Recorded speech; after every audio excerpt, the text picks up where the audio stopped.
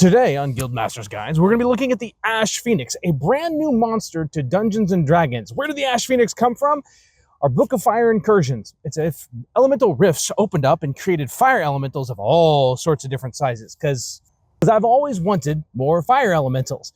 In fact, we're doing an entire thing on elementals and how they influence the world that we live in, and it goes to a whole big thing. But today, let's just jump right into the Ash Phoenix, because this is a CR2 monster with quite a few interesting mechanics. So now I've got my handy dandy laptop. I'm going to be cheating because I don't have all these memorized, nor am I going to remember them all. So today, the Ash Phoenix. Number one, this is a CR2 monster. Now, on the movement speed, we actually changed something around.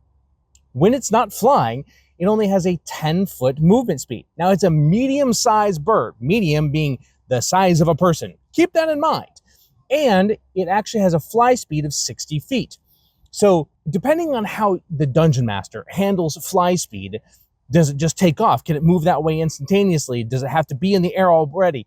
That's something that you have to decide as a Dungeon Master. Now, the stats of this are pretty straightforward. Strength of 10, Dex of 18, Con of 14, Intelligence 6, so it is slightly more intelligent than a standard, well, creature, or beast, I should say. Wisdom 2, Charisma 16. Average stats for a CR2 creature. Now, vulnerabilities. It has a vulnerability to cold. You guessed it. We're going to telegraph it. It's a fire creature. It's vulnerable to cold. What's it immune to? God, you guys are smart. Fire. Absolutely. Now, here's the thing. Skills, we left them alone. Languages, it doesn't speak. This is an elemental creature. When the elemental energies burst into our world and they coalesce into something, they can create an Ash Phoenix. What makes this creature so cool is its abilities. So we're going to just go through them. I'll post that stat block right here so you can read along with me. But let's look at this. So Ash consumption. The Ash Phoenix regains 3 hit points at the start of its turn if it's within 5 foot of ash. Not fire, but ash, something that's burned all the way to the ground. If it consumes ash as an action, it regains 6 hit points. The more health the Ash Phoenix has, the more heat it radiates. So we actually have a scaling element to this creature, that if we go down at full health at 40 HP, the creature within 15 feet of the Ash Phoenix take 5 2d4 fire damage at the start of their turn. Above 30 hit points, so above 30, below 40, creatures within 10 feet of the Ash Phoenix take 5 2d4 damage.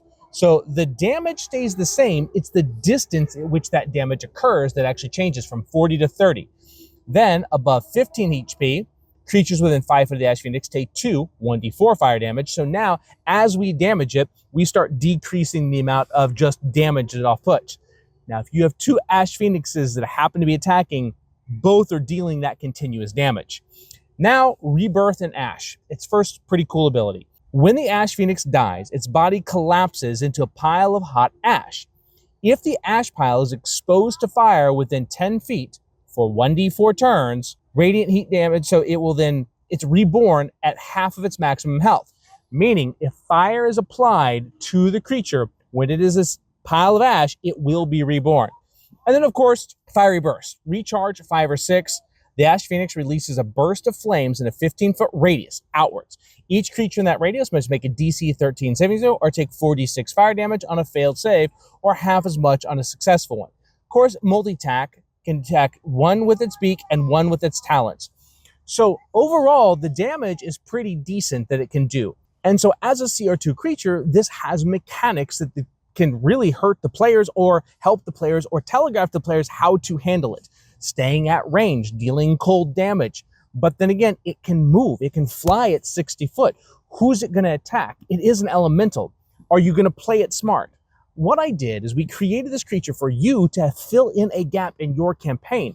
The lore this creature needs to fit is yours. In the hero's soul, where this fits is a creature that's coalesced from pure elemental energy. It's driven by the desire to consume and burn things to a ground so it can feed on that ash. The Ash Phoenix is one built of destruction. Its entire thing is to burn anything that will burn, but then stay around to eat it. So it will burn an entire village, but once that village is reduced to ash, it won't go anywhere until it has consumed all of that ash. We've got a little bit of influence for some popular media movies that happened a while ago, but overall, the Ash Phoenix is a fun creature to use and one that you should be using. So use it, have it burn things down, and then the players actually have a bad guy or a creature that they can actually go against. So as always, guys, thank you very much for joining us. This was the Ash Phoenix. This is the first creature in the Fire Incursions book, which is now available at our Patreon, and you can do a pre-buy copy at our Guildmaster's Guides. Actually, you can buy it, and then as we update it, we'll send you a new copy. So keep that in mind, and as always, we'll see you when? What time? Next time.